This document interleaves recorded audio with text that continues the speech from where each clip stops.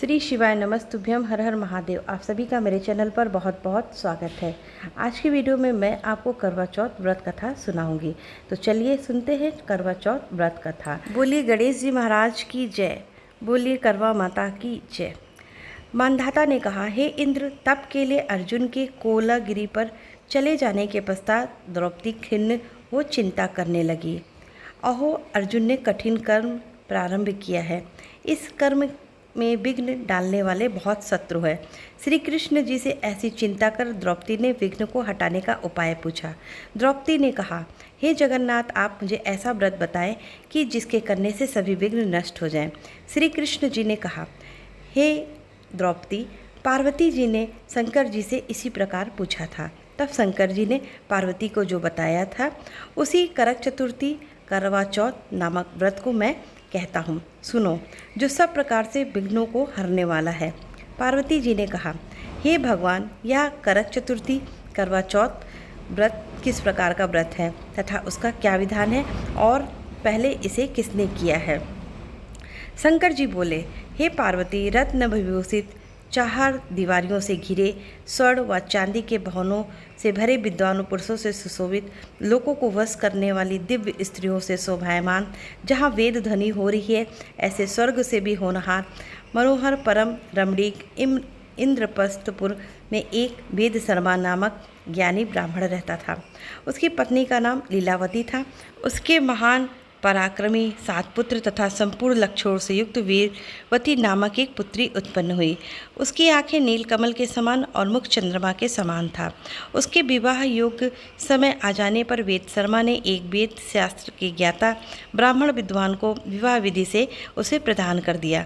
तत्पश्चात वीरवती ने अपने भाइयों और भाभियों के साथ गौरी का व्रत किया।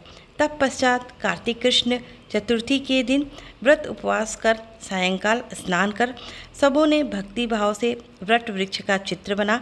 उसके नीचे शंकर जी, गणेश जी, कार्तिकेय जी के साथ माता पार्वती का भी चित्र बनाया और ओम नमः शिवाय इस मंत्र से गंध अक्षत आदि से गौरी का पूजन किया। फिर शिव जी, गणेश जी और सदानंद का पूजन करती हुई पकवान, अक्षत, दीप से युक्त 10 करवा और गेहूं के पिसान और गुड़ से बना ठोकवा एवं और भी अनेक प्रकार के फल आदि भोज्य पदार्थों को अर्पण किया तथा अर्घ देने के लिए चंद्र उदय की प्रतीक्षा करने लगी। इसी बीच वाबाला वीरवती भूख प्यास की पीड़ा से मूर्छित हो पृथ्वी पर गिर पड़ी। तब उसके बांधो भाई रुदन करने लगे। फिर वीरवती को मुख धो पंखों से हवा कर उसको ढंढास बताया कि चंद्रमा निकलने वाले हैं और उसका भाई चिंता कर एक महान वट वृक्ष पर चढ़ गया। बहन के प्रेम से दुखी उसका भाई जलती हुई लुकारी से चंद्र का बहाना कर दिखाया। तब उसे चंद्रमा उदय जानकर दुख को त्याग विधि विधान से अर्घ देकर भोजन किया। इस प्रकार व्रत के दूषित हो जाने के कारण उसका पति मर गया। तब वीरवती ने अपने पति को मरा देख पुनः शिव जी का पूजन किया। 1 वर्ष तक निराहार व्रत किया।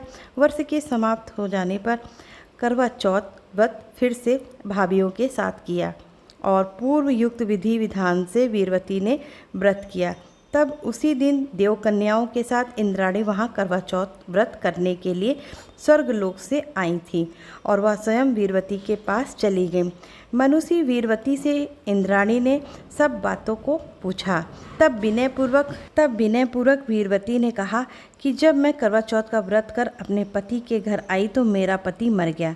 हमें ज्ञात नहीं कि मेरे किस पाप कर्म का फल मिला है। हे महेश्वरी, आप हमारे भाग्य से यहाँ आई हो, सो मेरे पति को जीवित कर मेरे ऊपर कृपा कीजिए। इंद्राणी ने कहा, हे सुभगे, गत वर्ष जो तुमने पिता के घर करक चतुर्थी करवा चौथ का व्रत किया था, जो बिना चंद्रमा उदय हुए ही तुमने व्यर्थ अर्घ दे दिया, इसलिए व्रत दूषित हो गया और इसी से तुम्हारा पति मर गया। अब इस समय यत्न से इस करक चतुर्थी करवा चौथ का व्रत करो। इस व्रत के प्रभाव से मैं तुम्हारे पति को जीवित कर दूंगी। श्री कृष्ण जी ने कहा, हे द्रौपदी, इंद्राणी के वचन सुन। वीरवती ने विधि विधान पूर्वक करवा चौथ का व्रत किया। इस प्रकार उसके व्रत करने से इंद्राणी ने प्रसन्न हो जल के द्वारा अभिसिंचन कर उसके पति को जीवित कर दिया। वह देवता के समान हो गया। उसके बाद वीरवती अपने पति के साथ आनंदपूर्वक भोग भोगने लगी। वीरवती के व्रत के प्रताप से उसके पति ने धन, धान्य, पुत्र और आयु को प्राप्त किया। इसलिए हे द्रौपदी, इस व्रत को तुम भी यत्नपूर्वक करो। सुत जी ने कहा, हे ऋषियों, इस प्रकार श्री कृष्ण के वचनों को सुनकर द्रौपदी ने इस व्रत को किया, जिसके प्रभाव से संग्राम में कौरवों को जीतकर पांडवों ने अतुलनीय राज्य को प्राप्त किया और उनका दुख जाता रहा। जो सौभाग्यवती स्त्रियां इस चतुर्थी को करवा चौथ का व्रत कर सायंकाल पूर्वयुक्त विधि विधान से पूजन करेंगी, वे पुत्र, पौत्र, धन तथा अतुल यश को पावेंगी।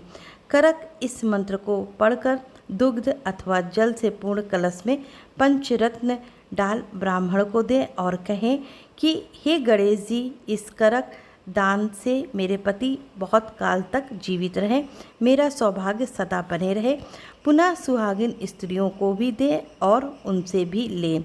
एवं व्रतम या कुरुते नारी सौभाग्य कामया सौभाग्यम पुत्र पौत्रादि लाभते सुस्थिरम श्रियम। इस प्रकार सौभाग्य की इच्छा करने वाली जो स्त्री या व्रत करेगी, वह सौभाग्य, पुत्र और अचल लक्ष्मी को पावेगी। करवा चौथ व्रत कथा संपूर्ण। बोलिए गणेश जी महाराज की जय। बोलिए करवा माता की जय।